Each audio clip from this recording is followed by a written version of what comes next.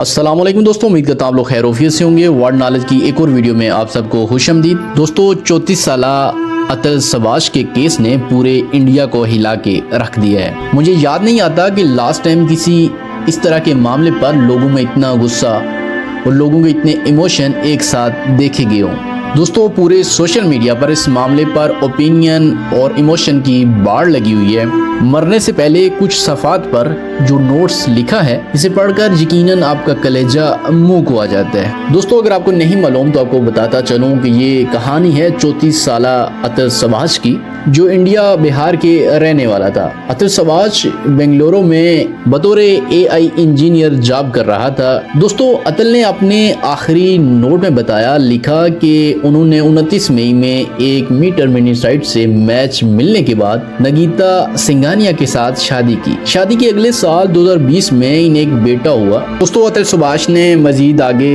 एक और नोट में लिखा कि मेरी जो बेगम है, मेरी पत्नी है, वो कोई भी पूजा या फिर शादी पर 6 साड़ियाँ और एक गोल्ड सेट की डिमांड करती थी। इन सालों में मैंने अपने ससुराल वालों को भी इनके बिजनेस के लिए 20 लाख रुपए से ऊपर दिए थे। दोस्तों, अतल ने मजीद लिखा कि मेरी वाइफ और इनके घर वालों की पैसे की डिमांड हमेशा से बढ़ रही थी। मजीद इनका लिखना था कि 2021 में जब इन लोगों को मैंने पैसे देने बंद किए तो मेरी पत्नी ने मेरे 1.5 साल के बेटे को लेकर घर छोड़कर चली गई। अतल सबाश मजीद आगे लिखते हैं कि इसके बाद मैंने अपनी वाइफ से तलाक मांगना शुरू किया तो मेरी वाइफ ने दहेज समेत अलग अलग सेक्शन में मुझ पर 9 केस दर्ज करवाए। अतल ने मजीद लिखा कि मेरी बेगम ने जानबूझकर मुझे टॉर्चर करने के लिए सारे केस यूपी के अंदर दर्ज करवाए, जो कि मुझे काफ़ी दूर पड़ता है क्योंकि मेरी जॉब से तकरीबन काफ़ी किलोमीटर दूर है। अतल ने मजीद लिखा कि मेरी बीवी ने मुझ पर मेरे बेटे का एक्सपेंस जो है वो 40,000 रुपये डिमांड किया पर मंथ। जब मैं वो देने के लिए एग्री हो गया तो उसके बाद बीवी ने हर्जाने के लिए मुझे 3 करोड़ रुपए का हर्जाने का नोटिस भिजवाया। इसी मामले पर अतल सबाश ने लिखा कि जब मुझे ये नोटिस मिला तो मैं जज के सामने पेश हुआ तो जज साहब ने मुझसे कहा कि आपके पास इतने पैसे होंगे तभी तो ये मांग रही है। अतल सबाश का कहना है कि इस मामले को देखकर मैं जज के अल्फाज सुनकर मैं बहुत मायूस हुआ। अतल सबाश ने जज साहब से कहा कि NCRB का डेटा बताता है कि दहेज के झूठे केस की वजह से तकरीबन कितने ही मर्द इंडिया में हर साल सुसाइड कर जाते हैं। तो जिस पर अतल की बीवी और सास ने कहा कि ऐसा है तो तुम क्यों नहीं सुसाइड कर लेते, तुम ऐसा कर लो ना। अतल सबाश उस टाइम खामोश रहे। फिर नेक्स्ट पेशी पर इनकी सास ने अतल सबाश को देखते हुए कहा कि अरे तुम तो अभी तक जिंदा हो, तुम मर क्यों नहीं गए। दोस्तों, इमेजिन कीजिए कि इतना गिरा हुआ इंसान कोई कैसे हो सकता है।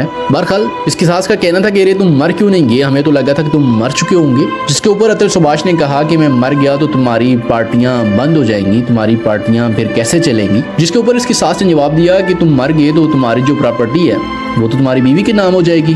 यहाँ तक भी बोला कि तुम्हारे माँ बाप के मरने के बाद भी इनकी प्रॉपर्टी भी तुम्हारी बीवी के नाम पे ही होगी, तुम्हारा खानदान सारी जिंदगी कोर्ट के चक्कर काटेगा। दोस्तों, इस सब के ऊपर अतल सबाश ने जज के ऊपर इल्जाम लगाया कि उन्होंने मुझसे 5 लाख रुपए की डिमांड की थी। जब मैंने वो पैसे नहीं दिए तो उन्होंने मेरी सुनवाई नहीं की। दोस्तों, एक इंसाफ की कुर्सी पे बैठा हुआ जज इतना कमजोर कैसे हो सकता है, लेकिन मेरे दोस्त, ये दुनिया इसमें कुछ भी पॉसिबल है, हो सकता है। दोस्तों, फिर आखिर में जो अतल सबाश ने अपने आखिरी नोट में लिखा वो यकीनन जब आप पढ़ें या देखें तो सख्ते में आ जाए। अतल सबाश ने लिखा कि मैं 34 साल का हूँ, मैं बेंगलोर में रहता हूँ, आज मैं सुसाइड कमिट करने जा रहा हूँ। मेरे आस पास मेरी लाश के करीब मेरी वाइफ के परिवार में से कोई नहीं आना चाहिए। और हाँ, जब तक मुझे हिरासा करने वाले हर शख्स को पुनश नहीं मिलती, मेरी आखिरी रस्मात अदा नहीं कीजिएगा। अतल सबाश ने मजीद लिखा कि इतनी सारी चीजें एडवांस और सब कुछ होने के बाद भी अगर कोई जज मुझे हिरासा करने वाले और मेरी मौत के जिम्मेदारों को सजा नहीं देता, इनको बाइज्जत बरी कर देता है, मेरी जो अस्थि है वहीं अदालत के बाहर किसी गटर में बहा देना। दोस्तों, जरा सोचिए कि इस इंसान पे क्या बीती होगी। इसने आखिर में इतना ही कहा कि इस देश में क्या वैल्यू है। ने कहा, मुझे माफ करना, जिस उम्र में मुझे अपने मम्मी पापा का सहारा बनना था, आज उस उम्र में मैं दुनिया से रुखसत हो रहा हूँ। बहरहाल दोस्तों, मेरे पास अल्फाज नहीं है कि इसकी बीवी और इसकी बीवी के परिवार वालों की तारीफ की जा सके। कमेंट सेक्शन में अपनी राय जरूर दीजिए इस सब के ऊपर और वीडियो अगर आपको अच्छी लगी तो वीडियो को लाइक कर लें। नए आने वाले दोस्तों से इल्तिमास है कि चैनल को सब्सक्राइब कर लें। मुलाकात होगी आपसे नेक्स्ट वीडियो में, तब तक के लिए अल्लाह हाफिज़।